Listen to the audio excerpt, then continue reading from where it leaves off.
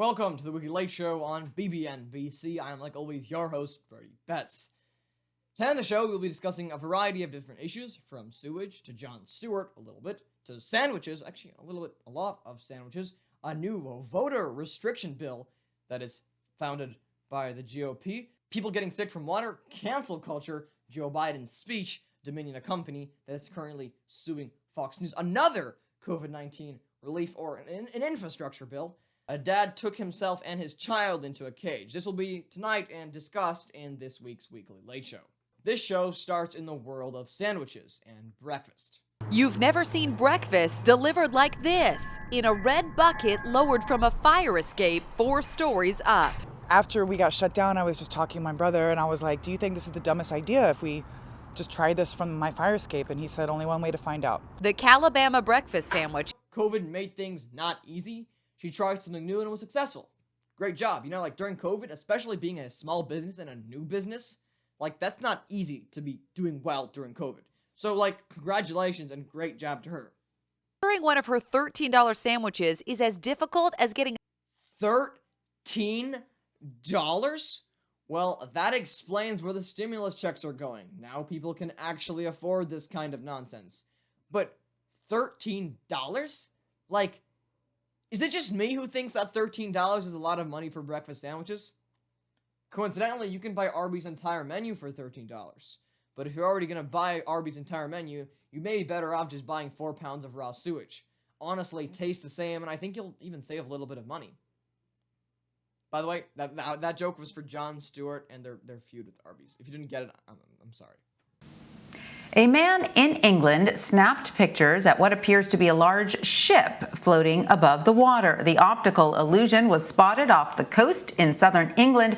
According to meteorologists, the illusion is called a superior mirage. There are 2 simple explanations to what happened here with the ship. One, this is actually what CBS is saying, and it's just a mirage that makes it look like a ship is floating in the air, which is not actually floating in the air, it just looks like that because of this weird thing that I didn't do enough research on. Or second, and more likely, the captain heard of that clogged up Suez Canal where the ship just got jammed inside the actual canal, and just said, you know what, screw that, I'm just gonna teach my ship to fly instead of waiting for that thing to get unjammed. Georgia enacted a new voter restriction bill. This bill has a bunch of nonsense in it, including a bunch of things that are probably unconstitutional for a number of different reasons. One of the things in the bill is that you cannot be given water while you're waiting in line to go and vote. At first, I thought this was some crazy environmental activist group who didn't want other people to drink water because, you know, we have a drought going on in California and like a bunch of other weird nonsense. I don't know, there's not a drought in like Georgia, but like my mind went there immediately. I'm not exactly sure why, I can't explain it, but like that's what I thought at first. But it turns out that it was not a crazy environmental activist group like that one that super glued their hands to the floor. Turns out it's even worse than an environmental activist group. A not-so-woke anti-voting activist, aka the entire Republican Party. All these people ended up hospitalized with a mysterious illness. Incredibly, they say their baffling illness was traced to, get this, water. Are you feeling sluggish? Not just any drinking water, but a product called real water. This is very, very, very terrible. Getting sick from water, having your life threatened, having your life currently threatened. These are some of the worst, the most terrible things. Something interesting, though, is when Mitch McConnell heard about it. This is CNN Breaking News. See, this is what I was saving the American people from. I didn't want them to get poisoned from the terrible, terrible water, and me and my colleagues put this new bill into place. Although I didn't sign the bill, I advocated for it, because I didn't want the great American people to have to struggle of drinking this, quote, real water. But honestly, how can someone trust something called real water? If someone is trying so hard to convince you that something is real, then it's probably not real. The same way if instead of Moderna being the Moderna vaccine being called the Moderna vaccine, it was called the real COVID-19 vaccine. I would say, yeah, I really think this guy sticking a syringe in my arm with a pink apron is not a real qualified doctor. Let's talk a little about cancel culture. At this point in time, if you haven't been canceled, you either 1, own Facebook, 2, canceled someone else on Facebook, or 3, are not famous enough to get canceled like myself and probably most of you watching right now.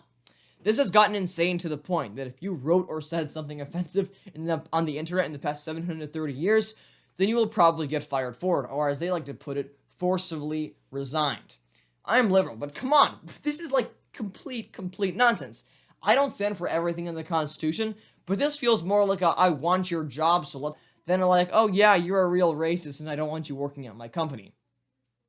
It may be constitutionally okay because these are private companies for a bunch of different reasons, but this is close to not being okay. As long as, of course, Congress doesn't add a new amendment which says, thou shalt not be qualified of voting in a general election if thou hast been proven guilty by the Twitter judge of being cancelled. Joe Biden, among many things, held a press conference, and I'm honestly impressed that he was able to respond to the questions. There were plenty of classic Biden moments, like, of course, this one. About. Okay, hang on. Sorry. Oh, saying man, Miss Kim. Yeah, but at least he didn't, like, start a weird sex trafficking thing like some members of Congress have. Gates. Dominion, the company that I didn't do any research on and apparently handles a bunch of voting stuff for, like, the government. I'm not exactly sure how it works. You probably should do the research on your own. But it has something to do with voting and Fox's misinformation of voting. Anyway, Dominion filed a lawsuit against Fox News for their misinformation on voting. Well, here is CNN covering the issue. This is the second lawsuit from a second voting technology company targeting Fox. You'll remember Smartmatic sued Fox, Rudy Giuliani, and Sidney Powell for $2.7. Oh, hold up. Is this? Are we sure that this isn't just that guy, the guy? Nope. Yeah, this guy. It's gotta be him. It's him, right? It's gotta be, right? Joe Biden, while holding that press conference that he could barely handle, also introduced another $2 trillion inflation package. Didn't we just do one? Like, why didn't you just put this into the previous bill? Also, what the heck is an infrastructure package? We got some pretty good bridges in America and pretty good roads. Like, we literally build the entire country on roads. Like, what do you mean by infrastructure? Another relief package. Where are we going to get all this money? Oh, by taxing corporations, who have a lot of money. That shouldn't backfire in any way. Senior Fellow with the Institute on Taxation and Economic Policy, a liberal Washington-based think tank. The biggest, most profitable corporations are now finding it almost routine to escape paying the 35% tax. That's because even though the U.S. taxes income earned anywhere in the world, the tax code allows American companies to defer paying taxes on income earned by their foreign subsidiaries indefinitely, as long as the profits are not returned to the parent company in the U.S. Here's a simple example. An American company that earns $1 billion in profits on sales in the United States would face a U.S. tax bill of $350 million before deductions, credits, and write-offs. But if the company records those profits to an overseas subsidiary in, say, Ireland, where the corporate tax rate is only 12.5%, it would owe the Irish government $125 million before any adjustments and nothing to the U.S. Treasury as long as the money is not brought home. This was, of course, back when the tax was 35% during the Obama administration. So in some way, a bigger tax doesn't actually mean more money into the government arms. But this also leaves the question, how are we going to pay for the lost revenue? Tariffs. The Ryan Brady plan would cut the corporate tax rate to 20%, not 15%, and would introduce a new tax on imports to offset the revenue loss. The only problem with tariffs is that, yes, they do create American jobs, but they also restrict the liberty of American people. For example, if, let's say, the better object is made in China. So let's say, like, the actual, like, let's say for this light is made in China, okay? Let's say this light, we bought it in China. And let's say China does a better job with lights. I honestly don't know if they do or not. I'm just giving an example that's completely unrelated. Does a better job with building lights. If we put tariffs on China, making it harder for China to send stuff to us, making it more expensive for companies to buy from China instead of just buying in the US, we could actually be buying stuff from the US, creating American jobs, but also limiting the liberty and freedom of the people, because they'll just be buying the cheaper option from the United States, but it doesn't necessarily have to be the better product. So, like, it actually could backfire in some certain ways, especially when you're talking about America, a country that's built on the freedom of its people. So, like, how about we just go back to, what was it, taxing the rich? Was that the thing they were doing? Wait, so the rich people can also transfer their wealth? You know what? Let's just, why are we doing these packages again?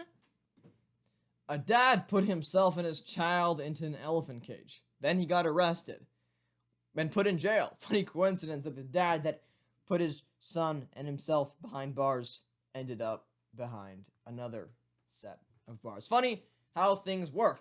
You're watching the Weekly Light Show on BBNBC. I am, like always, your host, Birdie Betts.